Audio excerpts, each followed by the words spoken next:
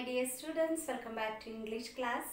Last class we just started the third lesson of your textbook, The Gift of Magi, written by O. Henry. This is a story about Jim and Della. This is a Christmas time. Della was counting the amount what she has served the whole year. It was $1.87. She wanted to buy a beautiful gift for her husband Jim. But that money was not sufficient to buy a beautiful gift, so she was crying. And the next step, writer tells about their flat. It was a furnished flat and they were paying $8 per week for this flat. While going this, writer explains about two precious possessions of Jim and Della. It was Jim's gold watch and the next one Della's brown hair. And she was crying. Suddenly one idea flashed in her mind. Till that we had seen last class. Today.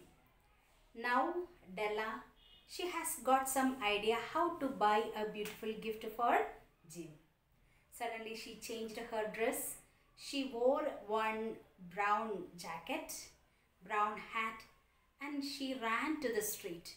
She was running through the street and she stopped where it was written, Madame Sofronie, hair goods of all kinds. She stopped it. She went inside the shop and she asked the lady, Madame Sofronie, will you buy my hair? She told, yes. Take your hat off. Let's have a sight on your hair. And the next line. Down rippled the brown cascade. What is brown cascade? Brown cascade. Cascade means waterfall. Brown cascade. Della's hair. Down rippled. She cut her hair. Della soiled her hair. And this lady, she took that mass in her hand and told $20. Della sold her hair for $20 and she got from this Madame Sofronie and she ran to the street and she was searching for a beautiful gift for Jim. Last she got it. It was a platinum fob chain which was simple and chased in design. She bought it and she gave $21 for that platinum fob chain. And she was telling quietness and value applied to both for Jim and for Jim and this watch or this fob chain. Why she is telling? He is a dignified person and he is very quiet. The same way this platinum fob chain also very quiet. And she was thinking it will be suitable for Jim's gold watch. When she reached home, she was so tensed. What will be the reaction of Jim when he will see her without this long hair? And she started to decorate her hair. She started to make curls on her hair. When she was doing that, she was looking like a truant schoolboy. She made curls on her hair and she was praying, God, please make Jim to see me as a pretty one. Finally, Jim reached home. When he opened the door, he had seen her Della without her long hair. And he stared at her fixedly. And Della couldn't understand what is the reaction of, what is the expression of Jim's face. It was not according to her expectation. And it was not horror. It was not anger. It was not surprise. And she couldn't. And she ran to him and told, please, Jim, don't stare at me like this.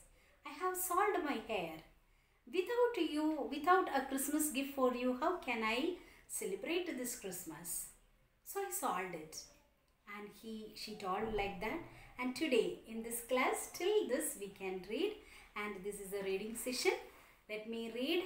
I will show this screenshot in this screen and you have to see it while I am reading how to read, students. Okay. Now last class we have reached in the 10th paragraph. Now we will start from 11th. On went her old brown jacket. On went her old brown hat. With the whirl of skirts and with the brilliant sparkle still in her eyes, she fluttered out of the door and down the stairs to the street, where she stopped. The sign read, Madame Sofronie, hair goods of all kinds. One flight up Della ran and collected herself, panting. Madame, large, too white, chilly, hardly looked the Sofronie. Will you buy my hair? Asked Della. I buy hair, said Madame. Take your hat off and let's have a sight at the looks of it. Down rippled the brown cascade. $20, said Madame, lifting the mass with a practiced hand. Give it to me quick, said Della.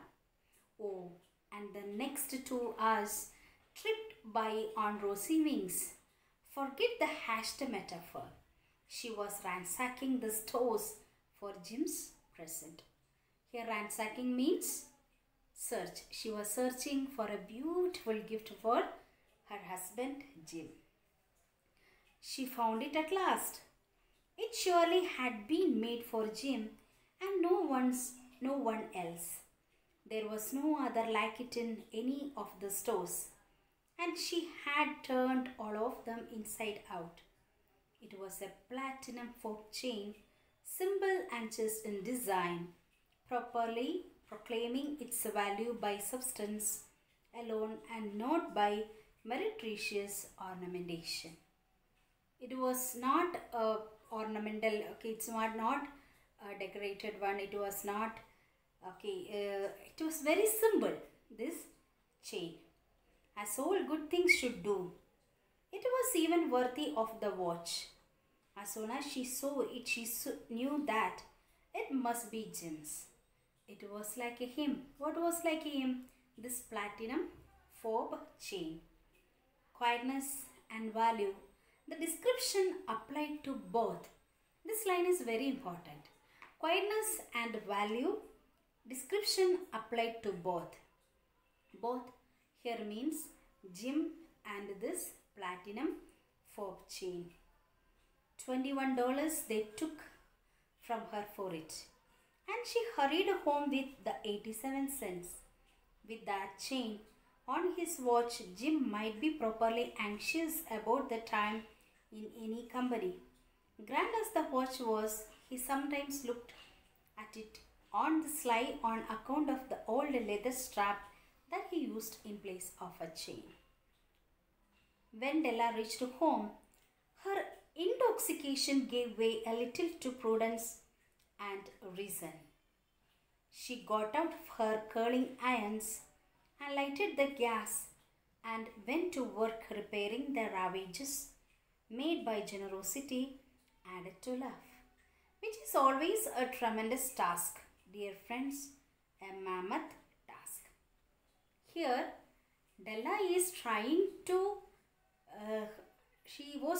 how she can convince Jim when he will see her without this long hair. So she was thinking how she can hide this defect. So she already solved her hair. So that's why she was telling it was a mammoth task. It's a huge task.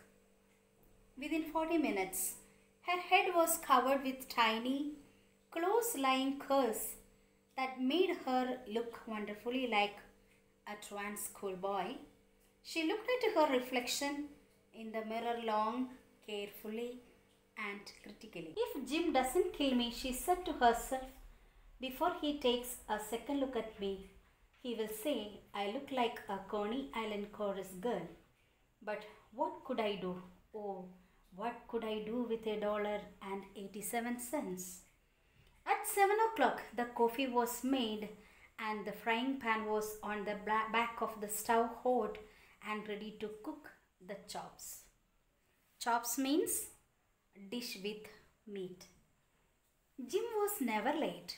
Della doubled the fob chain in her hand and sat on the corner of the table near the door that he always entered. Then she heard her step on the stair away down on the first flight, and she turned white for just a moment. She had a habit of saying little silent prayers about the simplest everyday things, and now she whispered, "Please, God, make him think I'm still pretty." So here she was praying. She was always a habit. She will do small prayers. Here also she was praying, "Please, God, make him think still I am pretty." The door opened and Jim stepped in and closed it. He looked thin and very serious. Poor fellow, he was only 22, and to be burdened with a family, he needed a new overcoat and he was without gloves. Jim stopped inside the door, as immovable as a setter at the scent of quail. Here, the writer compares Jim's position like a setter. Setter means a trained dog. How a trained dog can aim its prey. And at the scent of a quail. Quail means a small bird. His eyes were fixed upon Della, and there was an expression in them that she could not read, and it terrified her. It was not anger, nor surprise, nor disapproval, nor horror, nor any of the sentiments that she had been prepared for.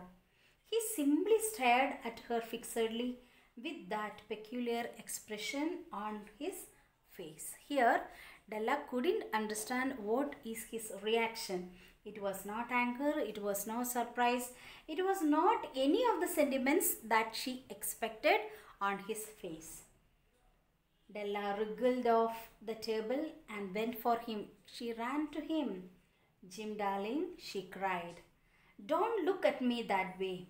I had my hair cut off and salt because I couldn't have lived through Christmas without giving you a present. It will grow out again. You won't mind, will you? I just had to do it. My hair grows awfully fast. Say Merry Christmas, Jim, and let's be happy. You don't know what a beautiful, nice gift I have got for you." Okay, students, in this class, till this 28th paragraph, we will see. And now we are moving to the new words. What from this 11th paragraph to 28th paragraph. Students, now let me introduce some new words. Ransack. Ransack means search. Here, Della was searching a beautiful gift for Jim. Chase. Plain without much decorations. His platinum fob chain, what Della bought for him, it was Chase in design. It was very plain and without much decorations. On the slide, secretly. Okay, Jim was not always taking out of this gold watch because he had one that gold watch with leather strap. It was not good. So he was taking on the slide, means very secretly. Prudence. Prudence means having good judgment. Ravage. Okay. Ruin. She was decorating her hair. She was making that ravages. Okay. That means she was making her hair with the curls and to present in front of Jim. Okay, that's mammoth. Mammoth means huge. It was a mammoth task. To hide all these things from Jim, it was a mammoth task, okay, for her. So she was trying to do that. Okay, students? Few more words, students. Setter. Setter means a trained dog. Jim was standing like a setter at that scent of quail. Quail means it's a small bird. It's not dog. It's a small bird. How one setter can get a smell or get a spray smell like that? Jim was standing when he had seen Della without her hair. Coney Island. Della was thinking Jim will think she will be looking like a Coney Island girl. Coney Island means a famous entertainment island in New York. Okay, so these are the new words what you have learned today. And read once again the textbook and learn well. Okay, students? Next class we will see. Bye.